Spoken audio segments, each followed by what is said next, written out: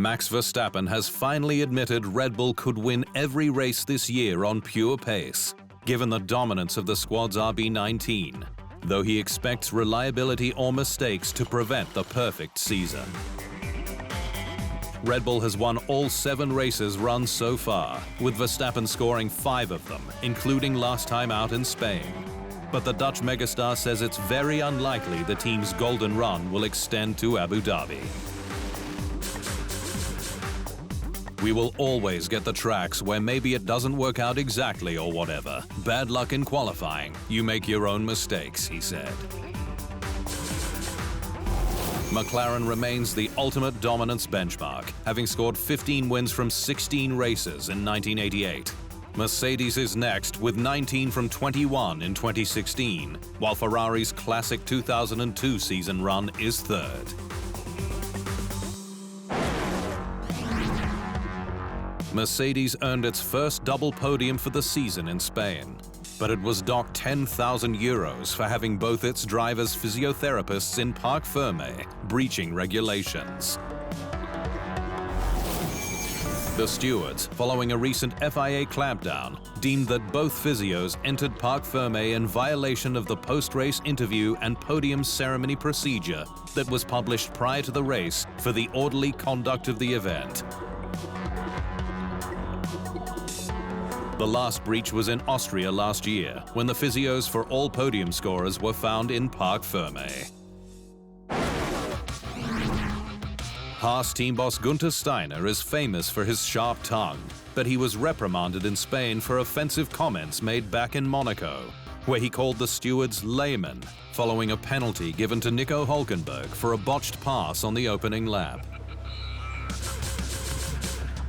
F1 is one of the biggest sports in the world, and we still have laymen deciding on the fate of people that invest millions in their careers, he said. Steiner apologized to the stewards in Spain, whom he was hauled before, after it was deemed he used language that constituted misconduct, as it caused offense to the stewards and other FIA personnel. Mercedes technical director James Allison says the squad won't wait for extensive feedback on its Monaco upgrades to decide on its development direction, with a need to keep the hammer down.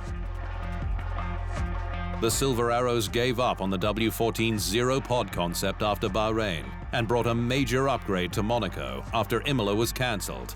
But Allison says parallel programs maximize progress. We can't afford just to do everything sequentially. Although there's a sort of academic purity to that, it's just too slow a way of going ahead. So the upgrades will keep coming. Hopefully a decent package to build upon with what we put on the track in Monaco, and then we just step forward from here up to the summer break and beyond. Allison also shrugged off suggestions the squad was embarrassed by the fact its normally hidden floor upgrades were on show in Monte Carlo, after Sir Lewis Hamilton crashed into the wall at the exit of Mirabeau, with Red Bulls also on show in qualifying. We got a nice clutch of Red Bull imagery, and that's always a good thing for our aerodynamicists to pore over and see if we can pick out details that will be of interest to us in our ongoing test program. American driver Logan Sargeant says morale is strong at Williams, with the squad able to score points on pure pace this year, despite the fact it has just won from the first 7 races. The former British powerhouse is in rebuilding mode, but Sargeant told F1's official podcast Beyond the Grid the fact the FW45 is better than its predecessor is working wonders at Grove. We're all aware that there could have been more points scored, especially Alex has had some really good opportunities. But at the same time, I think that's been taken more as a positive, that it's able to go and do that. The motivation is there to go and get it. Whereas last year, from what I understand, it was more external factors that needed to happen in order to end up in that position. Whereas this year, it's more that we know we can do it on pure pace.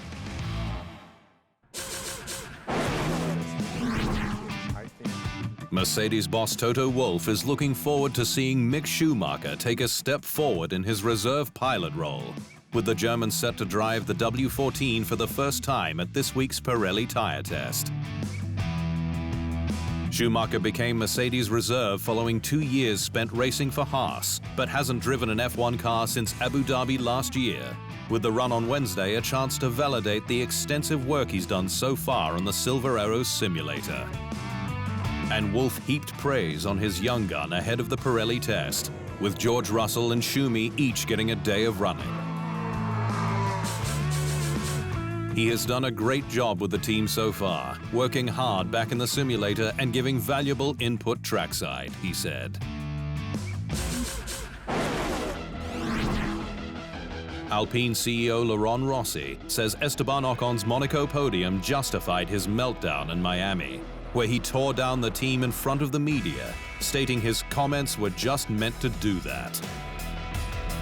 The French squad had a torrid start to its season with 2 straight double non-scores in Australia and Azerbaijan, which led to Rossi calling his own team dilettantes and amateurish in Miami. And that there would be consequences, hinting at team principal Otmar Safnauer's job should the squad not reach its incredibly difficult target of 4th in the constructors' standings. But Rossi changed his tune in the aftermath of Monaco, with the French CEO having seen the performance he wanted. Very good work from the team. A long way to go. It's going to be a long season. We are still in 5th, which is not our objective, but at least we fight with a decent showing, so this is important, he said. Felipe Massa continues to build his case for a turnaround on the 2008 F1 World Drivers' Championship result, with the diminutive Brazilian on a fact-finding mission surrounding events at that year's Singapore Grand Prix that may have cost him the title. Massa missed out on the 2008 crown by 1 point to then McLaren pilot Lewis Hamilton, following an incredible, thrilling final round in Brazil, but effectively lost the title in Singapore, when his countryman Nelson Piquet Jr. crashed on purpose to help then Renault teammate Fernando Alonso win. Nothing was done in the aftermath, but interviews that later surfaced with key figures like then Supremo Bernie Ecclestone, now late race director Charlie Whiting, and now late ex-FIA president Max Mosley, made Massa think what happened at the end was not correct. I'm looking forward to understanding everything that happened, he said. Because to be honest, I fought them to the last lap. I fought them to the last moment. F1 Top Guns Max Verstappen and Adrian Newey swapped road for C in Barcelona, with the pair visiting Alinghi Red Bull Racing's Barcelona base for insight into its preparation for the 2024 America's Cup. Verstappen started with some time in the squad simulator, alongside the boat's skipper Arno Sarafagis, to understand the complex hydrofoil, though the Dutchman did feel somewhat out of his depth. If I have to do this in real life, the boat is going to be upside down, I think. Newey instead spent time speaking with its principal designer Marcelino Botin, no doubt discussing aero and hydrodynamics. Verstappen then got out onto the water to see the squad's boat up close, with Sarafagis there to give him some pointers. It was a great day. I mean, Alinghi Red Bull Racing took me around on the boat, just up close, you know, to see what all the guys are doing up there. And I loved it. I mean, you know, getting all the explanations and all the technical stuff, you know, attached to the boat, it's always nice for me to understand a bit more about it.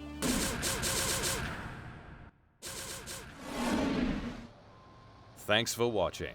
To stay up to speed on all things Formula One, make sure you hit the subscribe button.